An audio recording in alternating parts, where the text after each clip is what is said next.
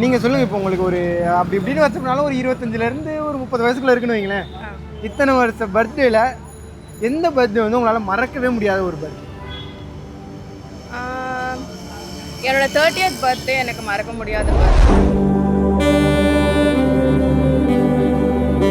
ஆக்சுவலாக அன்றைக்கி night first என் ஆள் கால் பண்ணுறாங்க. கால் பண்ணிட்டு அவங்க அதுக்கு முன்னாடி கொஞ்சம் பிரச்சனை. பண்ணுவாங்கன்னு தெரியும், ஆனால் வேறு நம்பர்லேருந்து பண்ணாங்க. அதனால் நீ யாருன்னு தெரியாதுங்கிற மாதிரி ஒரு கொஞ்சம் கெத்தாக பேசி விட்டேன். அதனால்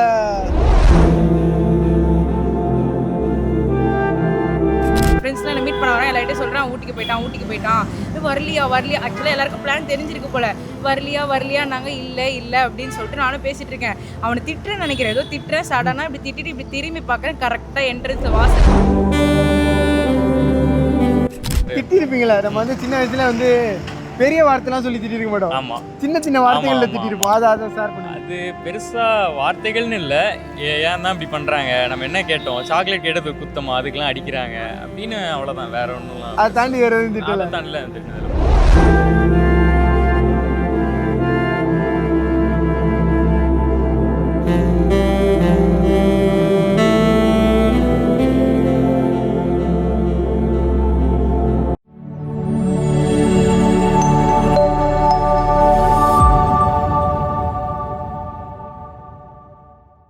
நீங்கள் சொல்லுங்கள். இப்போ உங்களுக்கு ஒரு அப்படி இப்படின்னு வச்சோம்னாலும் ஒரு 25லேருந்து ஒரு 30 வயசுக்குள்ள இருக்குன்னு வைங்களேன்.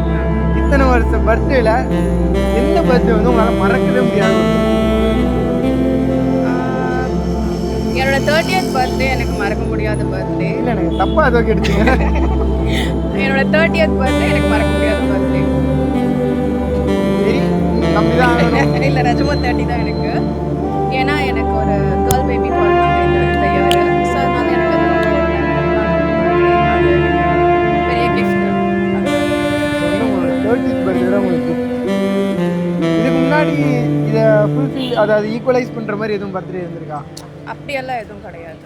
எனக்கு பெருசாக பர்த்டே செலிப்ரேட் பண்ணுறதுல இஷ்டம் கிடையாது. சும்மா அன்றைக்கி ஏதாச்சும் அப்படியே ஆஸ் யூஷுவல் என்னோடய டே போயிடும். இந்த டைம் வந்து என்னோடய ஹஸ்பண்ட் கொஞ்சம் ஸ்பெஷலாக இருக்கணுன்றதுனால பேபி ஒன்றும் அவங்க சொன்ன மாதிரி ஒரு ஸ்பெஷலு. அண்ட் தென் வந்து ஒரு கேக்லேயே வந்து ஒரு மதர் வந்து பேபியை ஹோல்ட் பண்ணி கையில் வச்சுருக்க மாதிரி ஒரு கேக் ஒன்று பண்ணியிருந்தாங்க. ஸோ எனக்கு அது கொஞ்சம் ஸ்பெஷலாக இருந்துச்சு. ஸோ வந்து உங்கள் ஹஸ்பண்ட் மூலியமாக இந்த உங்களுக்கு 30th பர்த்டே வந்து ஒரு கிஃப்டாக இருந்துச்சு. உங்கள் லைஃப்பில் இத்தனை வருஷம் இந்த பர்த்டேல இந்த பர்த்டே வந்து என்னால் மறக்க முடியாது அப்படி ஒரு பர்த்டே அப்படின்னா என்ன? அது சந்தோஷமாக இருந்தாலும் பரவாயில்ல, சோகமாக இருந்தாலும் பரவாயில்லையா? ஓகே, ஏதோ ஒன்று உங்களால் மறக்கவே முடியல இன்றைக்கி வரைக்கும். நவம்பர் 19 தான் என்னோடய பர்த்டே. நவம்பர் 19, 2023. ஆக்சுவலாக அன்றைக்கி நைட்டு ஃபஸ்ட்டு என் ஆள் கால் பண்ணுறாங்க. கால் பண்ணிட்டு அவங்க அதுக்கு முன்னாடி கொஞ்சம் பிரச்சனை. பண்ணுவாங்கன்னு தெரியும், ஆனால் வேறு நம்பர்லேருந்து பண்ணாங்க. அதனால் நீ யாருன்னு தெரியாதுங்கிற மாதிரி ஒரு கொஞ்சம் கெத்தாக பேசி விட்டேன். அதனால் அதுக்கப்புறம் பெரிய சண்டை போச்சு. அன்றைக்கி வேறு இந்தியா மேட்ச் தோற்றுட்டாங்களா, 2023 வேர்ல்டு கப் ஞாபகம் இருக்கலாம் இருக்கும். அதனால் அது அன்றைக்கி ஒரு மறக்க முடியாத பர்த்டே. சந்தோஷமும் இருந்துச்சு, சோகமும் இருந்துச்சு. உங்கள் ஆள் வந்து உங்களோட கண்டினியூ ஆகிட்டு இருக்காங்களா இல்லை பிரேக்கப் ஆகிட்டா? கிட்டத்தட்ட கண்டினியூ ஆகிட்டு தான் இருக்காங்க. But things not going well. அதான் கொஞ்சம் இப்படியா அப்படியான்னு இழுத்து பிடிச்சே போயிட்டுருக்கு. ஆமாம், ஆனால் இந்தியா தோற்றதுனால உங்களால் அந்த பர்த்டே இது பண்ண முடியாது. ஆமாம், இந்தியாவும் தோத்துருச்சு. அந்த பக்கம் இந்த பக்கமும் சந்தோஷம். என்னடா ஆளுக்கு ஒரு பக்கம் மற்ற மாதிரி அப்படிங்கிற மாதிரி இருந்துச்சு. ஃபர்ஸ்ட்டு பர்த்டேடா அப்படிங்கிற மாதிரி இருந்துச்சு. அந்த பர்த்டே இது வரைக்கும் உங்களால் மறக்கவே முடியலை. ஆக்சுவலாக கால் பண்ணும்போது தேட்டரில் இருந்தேன். நான் கால் பண்ணும்போது தேட்டரில் தான் இருந்தேன். ஏன் எடுத்து பேசலைங்கிற அது ஒரு சண்டை. ஏன் சரியாக பேசலின்னு ஒரு சண்டை. ஏன் இந்த டைமில் நீ தேட்டருக்கு போனேன்னு ஒரு சண்டை. யாரோட போனன்றது ஒரு சண்டை. ஆக்சுவலாக அவங்க அப்போ சவுதியில் இருந்தாங்க. அதனால் யார் கூட போனங்கிற சண்டை இல்லை. ஏன் அந்த டைமில் தேட்டருக்கு நான் கால் பண்ணுவேன் தெரிஞ்சில்லை, ஏன் போனாங்கிறதா சண்டையில். ஆமாம், சவுதினா இங்கேருந்து ஒரு 3 மணி நேரம் 4 மணி நேரம் இருக்குமா டிஃப்ரென்ஸு. கரெக்டாக டைமுக்கு முடிச்சிருந்து கால் பண்ணாங்க. அவங்களை ஏமாற்றிட்டீங்க நீங்கள். இல்லை ப்ரோ, அதெல்லாம் செம்ம கடுப்பு. அந்த டைமில் அப்போ இருந்தேன். இப்போது ரெக்ரெட் பண்ணுறேன், ஏன்டா அந்த டைமில் அப்போ போனோம் அப்படின்ட்டு. பர்த்டேனா என் காலேஜ் டைமில் வந்து எனக்கு ஒரு சர்ப்ரைஸ், எனக்கு ஃபஸ்ட்டு சர்ப்ரைஸ் லாஸ்ட்டு சர்ப்ரைஸ் அது பண்ணது. அந்த பர்த்டே மட்டும் மறக்க முடியாது. அது என் பாய் ஃப்ரெண்ட். பாய் ஃப்ரெண்ட் வந்து எங்கள் ஃபர்ஸ்ட் ஊட்டிக்கு லவ் போகிறேன். ஃபர்ஸ்ட் பாய் ஃப்ரெண்டா ஃபர்ஸ்ட் லவ்வா? First love husband. இப்போ ஹஸ்பண்ட் லவ் பண்ணவங்களே கல்யாணம் பண்ணிட்டீங்க. அது அவரு கொடுத்த சர்ப்ரைஸுங்க. அவர் கொடுத்த ஃபர்ஸ்ட் சர்ப்ரைஸ் அதுதான் பெஸ்ட் சர்ப்ரைஸ். அதுதான் எனக்கு தெரிஞ்சு மறக்கவே முடியாத ஒரு சர்ப்ரைஸ். சிம்பிளான சர்ப்ரைஸ் தான், ஆனால் எனக்கு அது லைஃப்பில் அந்த டைமில் ரொம்ப பெருசு. ஆக்சுவலாக என்னன்னா, நான் வந்து என் ஃப்ரெண்டு வீட்டுக்கு போயிருந்தேன். அப்போ அவர் என்ன பண்ணாங்க, நான் ஊட்டியில் இருக்கேன், நான் வெளியே போயிட்டேன்னாங்க. நானும் ஓகே, அவன் ஊட்டிக்கு போயிட்டா கொஞ்சம் கூட கேரிங்கே இல்லை நம்மளுக்கு. பர்த்டே இன்னைக்கு அவன் ஊட்டிக்கு போயிட்டு நான் அசால்ட்டாக ஃபோன் பண்ணி சொல்கிறான் ஃப்ரெண்ட்ஸோட ஜாலியாக இருக்கா போல அப்படின்னு நினச்சேன். சரி சொல்லிட்டு நானும் கேஷுவலாக என் ஃப்ரெண்ட்ஸ்லாம் என்ன மீட் பண்ண வரேன், எல்லார்ட்டையும் சொல்கிறேன் ஊட்டிக்கு போயிட்டான். வரலையா ஆக்சுவலாக எல்லாருக்கும் பிளான் தெரிஞ்சிருக்கு போல. வரலையான்னாங்க. இல்லை அப்படின்னு சொல்லிட்டு நானும் பேசிகிட்டு இருக்கேன். அவனை திட்டுறேன்னு நினைக்கிறேன், ஏதோ திட்டுறேன். சடனாக இப்படி திட்டிட்டு இப்படி திரும்பி பார்க்குறேன். கரெக்டாக என்ட்ரன்ஸ் வாசலில் இப்படி கேக் கையில் வச்சுட்டு, ஃப்ரூட் கேக் கையில் வச்சுட்டு, ஹாப்பி பர்த்டே பொண்டாட்டின்னு எழுதிட்டு இப்படி வந்து நிற்கிறான். அது வந்து சின்ன சர்ப்ரைஸ் தான், என்னை பொறுத்த வரைக்கும் அது ரொம்ப பெரிய சர்ப்ரைஸ். அதுவும் நம்ம லவ் பண்ணுற பையன் பண்ணுறது ரொம்ப பெருசு எனக்கு. அதுதான் என்னால் மறக்கவே முடியாத ஒரு சர்ப்ரைஸ். அதுக்கப்புறம் இன்னும் யாரும் அதை உங்களை இது பண்ண முடியல. அதுக்கப்புறம் இது பண்ணல. அதுக்கப்புறம் ஒரு என்னன்னா, என் குழந்தை பிறந்ததுக்கப்புறம் நான் கொண்டாடின ஃபர்ஸ்ட் பர்த்டே அதுவும் ரொம்ப ஸ்பெஷல். அது பெருசாக கிராண்டாக இல்லைனாலும் என்னோட நான் லவ் பண்ண பையன், அதுக்கப்புறம் எனக்கு பிறந்த குழந்தை, அவங்களோட அந்த பர்த்டே கொண்டாடுறது அது அடுத்த ஒரு சர்ப்ரைஸ். என்ன இருந்தாலும் எனக்கு ஃபஸ்ட்டு என் ஹஸ்பண்ட் பண்ணது தான் அந்த சர்ப்ரைஸ். இது வரைக்கும் யாருமே பண்ண முடியாது. உங்களுக்கு எத்தனை வயசாகுது? ஒரு பொண்ணுகிட்ட கேட்கக்கூடாது, இருந்தாலும் கேட்குற எத்தனை வயசாகுது? 30? 30 இல்லைங்க, 30. ஆமாம்.